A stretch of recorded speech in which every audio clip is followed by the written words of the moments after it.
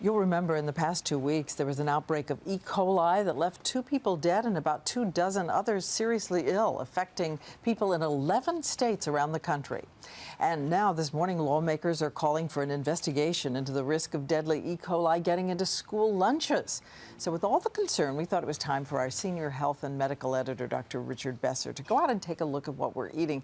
He spent 2 years at the Centers for Disease Control battling food epidemics, investigating, among other things, deadly E. coli outbreaks. So this morning, he's launching our new series, What's in Your Food? Dr. Besser. Well, Diane, in just the past 3 years, there have been at least 18 E. coli outbreaks linked to beef, most in ground beef. It's an ever-present concern for the men and women who are responsible with keeping our food safe and the nation healthy. So we're starting our new series with a look at what's in your hamburger. And what we found is going to surprise you. Now we want to talk about this major recall of ground beef because of a dangerous strain of E. coli. In this most recent outbreak, Jamie Richmond's 11-year-old son Austin was hospitalized after eating a cheeseburger at a school camp. I've never seen anything come on so strong. He was fine when he came home, and then by 4 o'clock in the morning, he was having the stomach cramps, nauseous and vomiting. An estimated 70,000 people get sick from harmful E. coli every year. One of America's favorite foods is a leading cause. It turns out this simple meal may actually be a lot more complex than you think.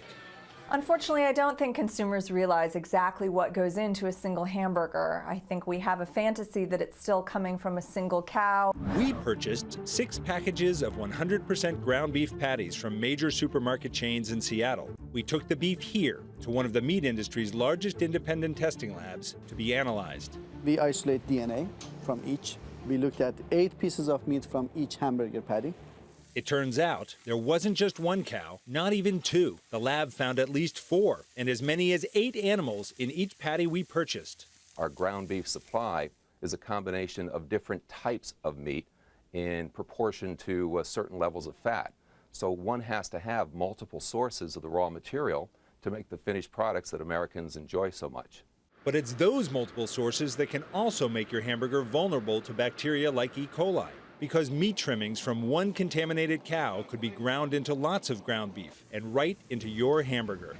Slaughterhouses are federally required to test their meat for E. coli, and meat processors also have to have a safety plan, which often includes testing of the ground beef, but isn't required to. We went to the U.S. Department of Agriculture to find out why. Does USDA require testing of finished ground beef before it goes to stores to be sold? What we require is that that product is safe. A lot of companies will utilize finished product testing in order to help ensure that. Other companies will utilize testing of the incoming source materials. But critics say that's not enough. They want tougher federal standards for testing ground beef. We need to see as much testing as possible all the way along the production chain so that we can catch a problem early on. Right now, that's just not being done. If companies aren't required to test it before it comes out, how can we be sure, or how can USDA be sure, that there is no E. coli in there? Well, you know, testing alone does not ensure the safety of a product. It's really important to look all the way back through the entire continuum. The product needs to be made safely, and testing at the end provides some additional assurances, but it's not the only thing that is going to guarantee the safety of a product. USDA has inspectors at every meat facility, but critics complain the agency only conducts 15,000 spot tests a year for E. coli. E. coli is in ground beef because cow manure got into your food. So the fact that it continues to occur means that there's a failure in the industry and at USDA to prevent the problem. Is USDA doing everything possible right now to ensure that ground beef is safe? That's the most important question we can ask.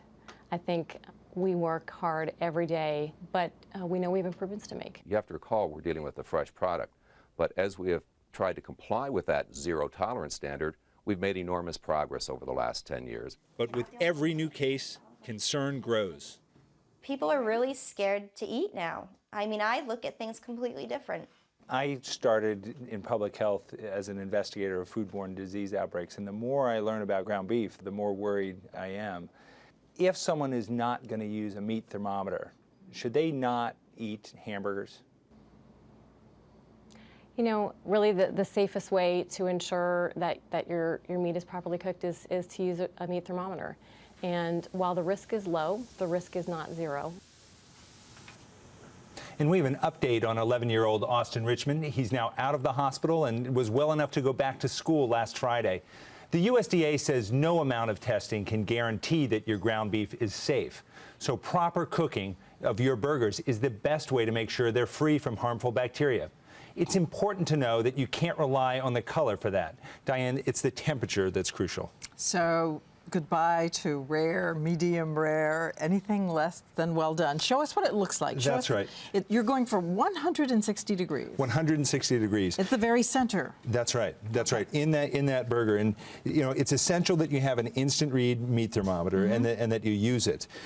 Most people, unfortunately, like their burger a little on the pink side. And if you have a look in here at this burger, we tested this a little while ago, and it was 130 degrees. So not enough. Not enough. To kill That's not bacteria. what you want to see. That's undercooked, and that's not safe. All right, I'll slice it up here for you. Yeah, this burger we tested, and this was 160 degrees in the center, and that is. Can you see that up there? Can you see? There's just the faintest trace of pink, but barely. That's well cooked, and I would question whether the thermometer hit all of those pink spots, because when you're cooking a burger to 160 degrees, you really should not see anything that's red, because that might indicate that it's undercooked. It hasn't been enough to kill those bacteria. It's essential that you not rely on the color, that you rely on the temperature of that burger. Have a thermometer and just jam it right in the center and wait and see what happens. Even with that thermometer at 160 degrees, your risk doesn't go to zero. Right, well, we love burgers. We do, we do. Oh dear, oh dear. Well, it's good to know the truth, the reality.